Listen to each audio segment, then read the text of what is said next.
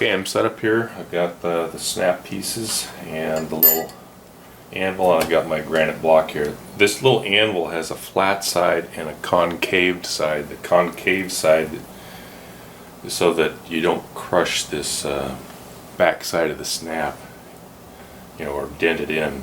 It kind of fits the profile of that snap. So I'm going to go ahead and punch a couple holes here where I've made the indentations. I'm just trying to make sure I'm right in the center of that mark before I actually punch the hole through.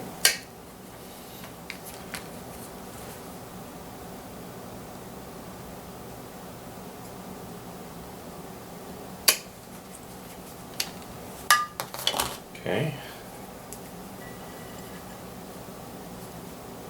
Snap goes through, if I can get it to go through. There. Go ahead and put both of them through.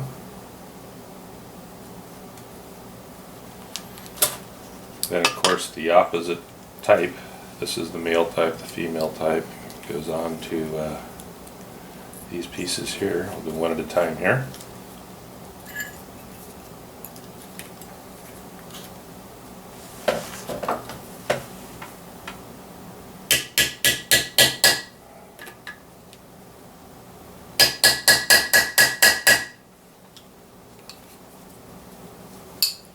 That one's done.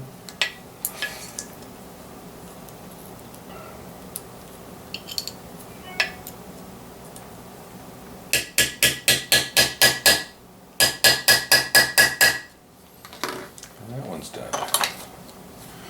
Give you an idea what that looks like.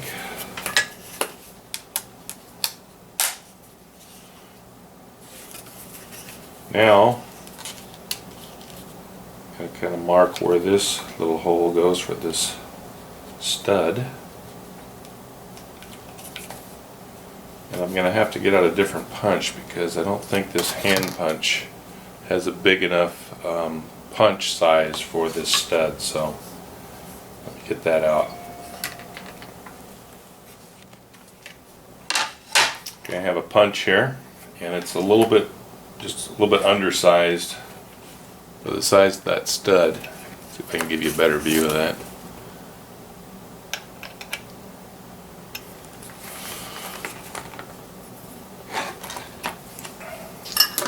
Again, I'll try to get this about in the center.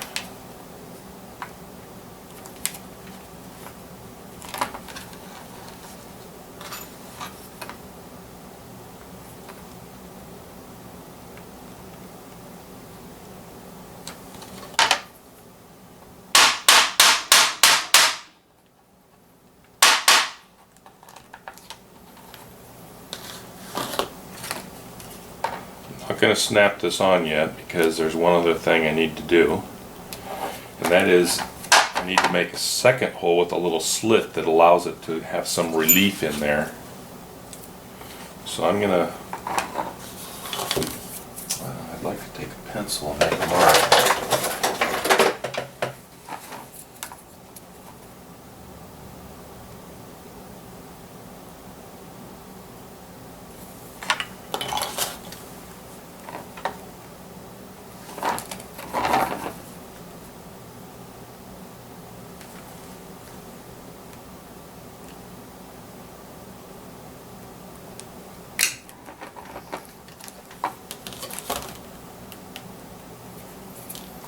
Okay, so now I've got two holes there.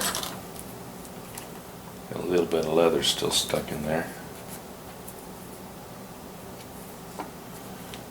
I'll let you see that. And then I'm going to make a little slit between the two holes.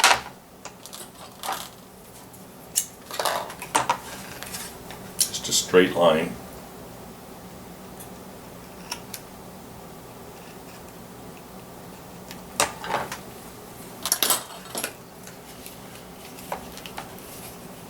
And that allows it a little bit of relief to get around the stud. So there it is. So the rest of the project is going to be finishing touches. I'm going to have to bevel the edges, burnish them, so I'll do that here in a little bit. This is the knife, and of course the little flint striker.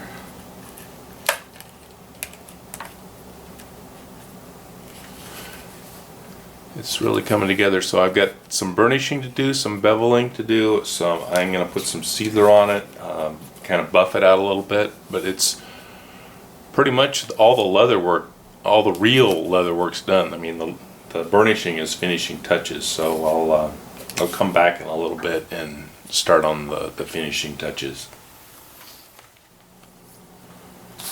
The few finishing touches I need to do is just to bevel the edges and burnish it and seal it. So I'm going to go ahead and take this snap piece off, take the knife out, and when I bevel these edges it'll be taking off a little leather, so I may have to stain this a little bit on the edges where I trim it. So I'll come back and do that in just a moment. Okay, I'm going to go ahead and bevel these edges.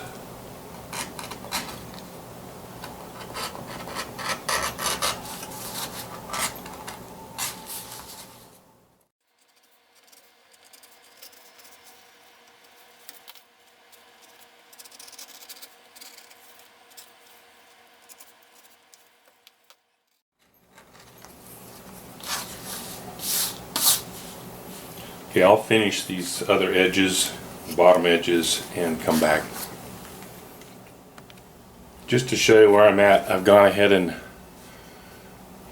beveled all the edges. In fact, I even trimmed a little bit off of this. It was a little uneven. So I'll go ahead and put some stain on these edges and then come back, and on these outer edges here I'm going to put some brown edge coat on as well. I've gone ahead and touched up the edges again that were beveled, so now it's stained again. I'm ready to start burnishing these edges, so I'm going to get the edges damp or wet, and then use that burnishing stick on them.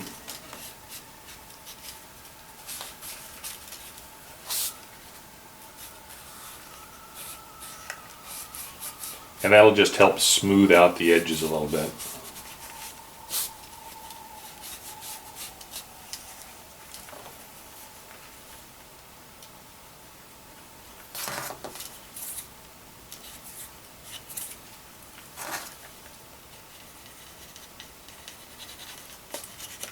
This just tends to polish and smooth out these edges.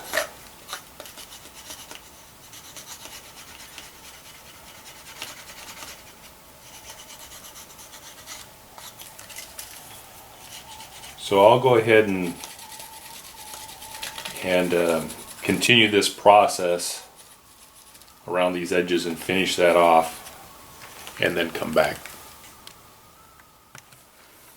I finished burnishing the edges, and I was going to put some brown coat on here, but I kind of like the way this raw leather looks with the stain on it, so I'm going to leave it like that.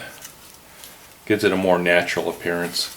So the last thing to do is put some sealer on it, and again I'm going to use this EcoFlow Satin Sheen. Once that's on and dry, I'll buff it a little bit, but we're almost at the end here.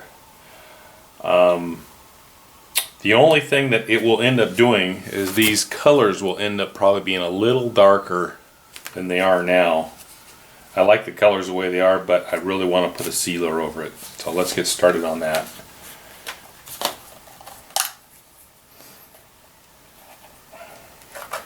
This is water-based, so if you get it on your hands, it's easy to clean off.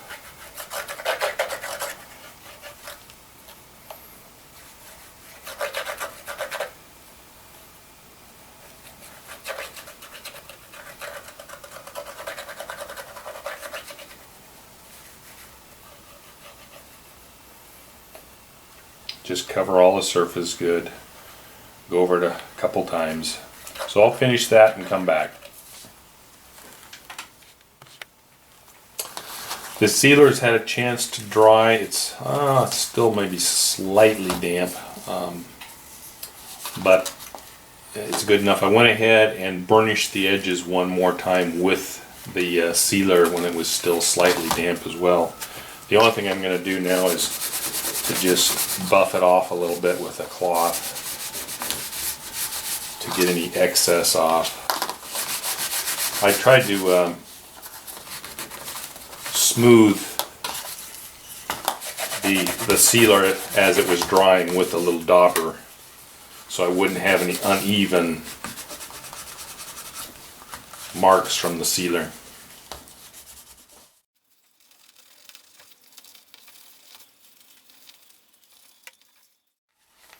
Okay, I think we've got a finished product here. Let's put this on. Put the little flint striker in its little pouch.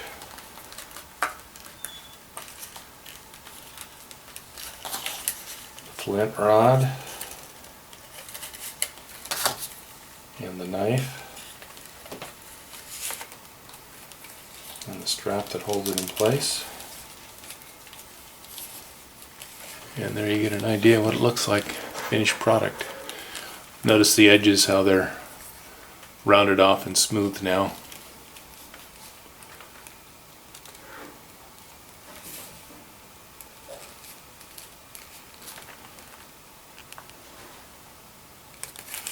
And the back side, of course.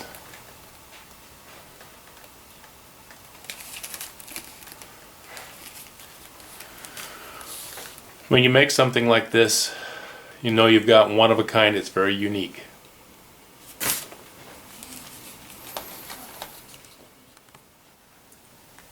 I thought I'd give you a shot of products I used to complete this project. This is the sealer. This is the EcoFlow satin sheen. This was the glue. It's EcoFlow leather craft cement. This was the black dye, which was the Phoebing's black.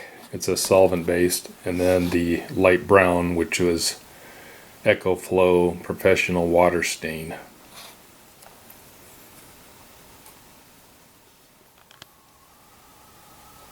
One last shot, you can see what it looks like of the finished product, how it looks on your belt loop. Thanks for watching.